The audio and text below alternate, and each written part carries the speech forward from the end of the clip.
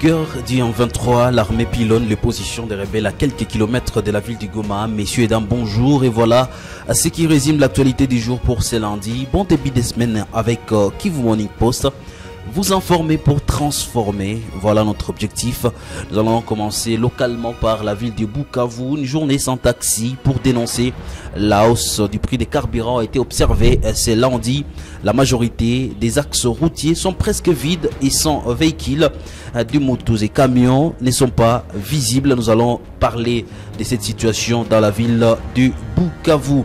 Et puis nous allons nous rendre dans les territoires de Nyiragongo. Des combats violents ont repris ce lundi entre les rebelles du M23 et les Wazalendo, également les forces armées de la République démocratique du Congo. Ces combats sont signalés dans la zone de Kibumba, Bumba, en territoire de Nyiragongo, au nord de la ville d'Igoma. Et puis nous allons revenir sur ces plaidoyers de l'organisation Veille Humanitaire qui appelle les M23, les FARDC, le Wazalendo à respecter les cessez-le-feu sur les axes Kirima, Kibirizi, Nyanzale pour des raisons humanitaires. Et puis nous allons finir l'actualité du jour avec l'organisation des 9e Jeux de la francophonie qui n'aurait été en réalité qu'un tombeau pour les finances publiques, comme l'a dénoncé Claudel Loubaya. Nous allons donc le temps de revenir sur ces dossiers aujourd'hui qui fait couler encre et salive. Messieurs et dames, vous êtes nouveaux, n'oubliez pas de vous abonner. On va se retrouver dans la deuxième partie de cette vidéo.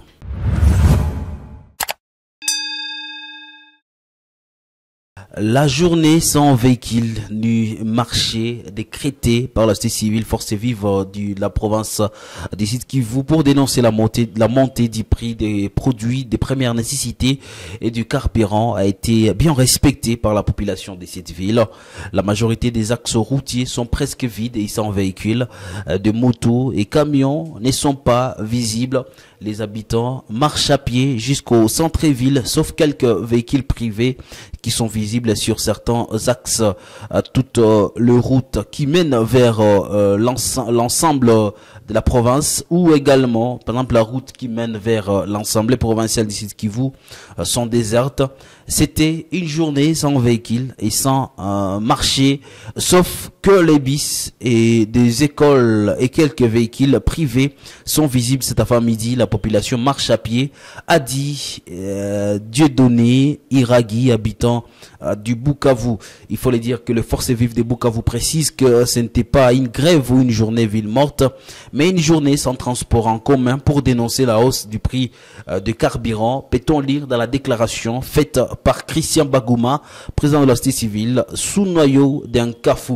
Signalons que la société civile Force Vive de la province du Sud Kivu a appelé ce lundi toutes les associations des chauffeurs, les syndicats des 13 marchés de la ville de Bukavu, les étudiants et autres à veiller à l'observation stricte de cette journée pour dénoncer la hausse du prix des carburants à la pompe. Dans une semaine, un litre de carburant qui s'est vendu à 3500 francs congolais s'est négocié aujourd'hui à 4000 francs. Une situation jugée inconcevable pour les forces vives de cette partie de la République démocratique du Congo. Rendons-nous à Nyiragongo, reprise des combats entre l'armée et les M23 à Kibumba. Des combats violents ont repris lundi entre les rebelles du M23 et les Wazalendo, mais également les forces armées de la République démocratique du Congo. Ces combats sont signalés dans la zone de Kibumba, Bumba, en territoire de Nyiragongo, au nord de la ville de Goma. Selon des sources locales, la Kivu Morning Post, des tirs des armes lourdes sont entendus dans la zone où l'armée pilonne des positions des rebelles avec des armes lourdes et l'avion de chasse, les Sukhoi 25. D'après un habitant qui a requis l'anonymat à Kivu Morning Post et qui se trouve à Kilimanyoka, affirme que la situation reste la même.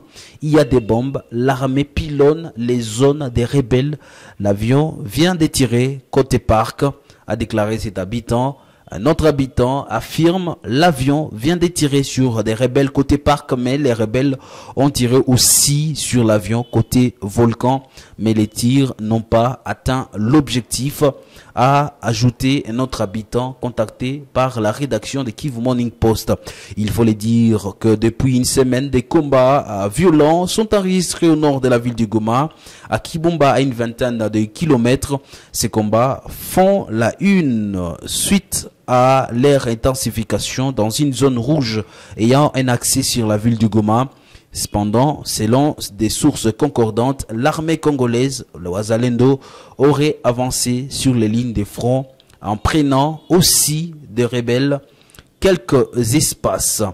Et puis face à ces affrontements, l'organisation Veille humanitaire et une ONG locale appelle les belligérants dans les territoires de Rutshuru à ne pas attaquer les zones habitées qui accueillent les déplacés.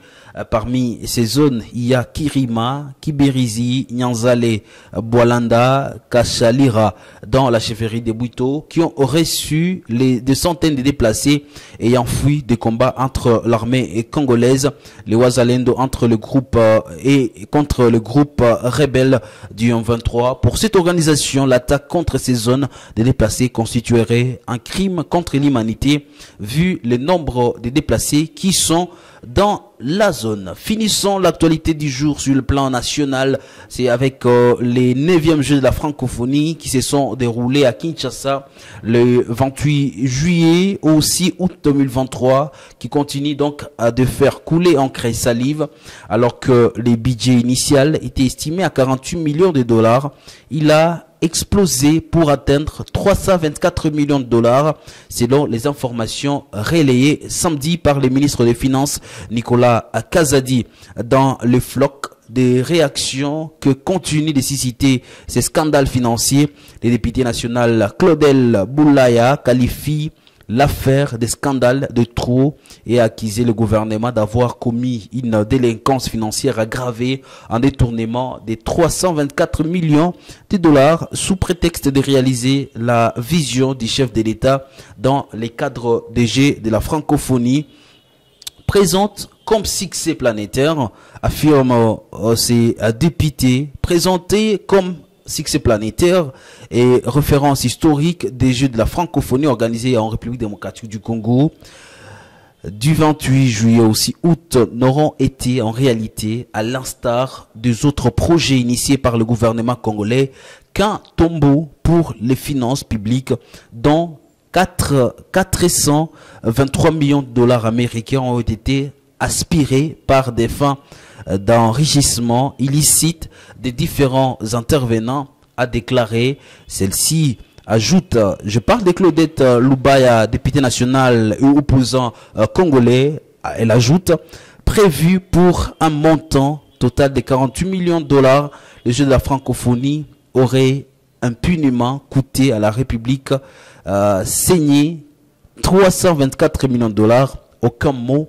aucune explication ni aucune théorie ne suffira pour justifier une telle augmentation, si ce n'est de magouille du gouvernement congolais, a ajouté cet élu de la province de Kanango-Kassangi centrale, qui a également souligné que la légèreté avec laquelle les finances publiques sont gérées et a appelé à ce que les responsables soient directement établis, les responsabilités soient directement établies.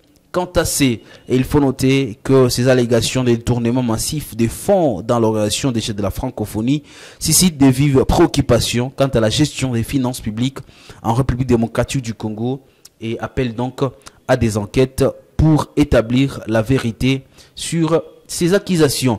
Messieurs, dames, vous voulez être à la une de l'actualité, rendez-vous sur le site le www.kivumorningpost.cd. Moi, je vais vous retrouver très prochainement pour un autre numéro, surtout pour cette rubrique qui revient sur les actualités chaque jour. C'est une rubrique à suivre sur Kivu Morning Post.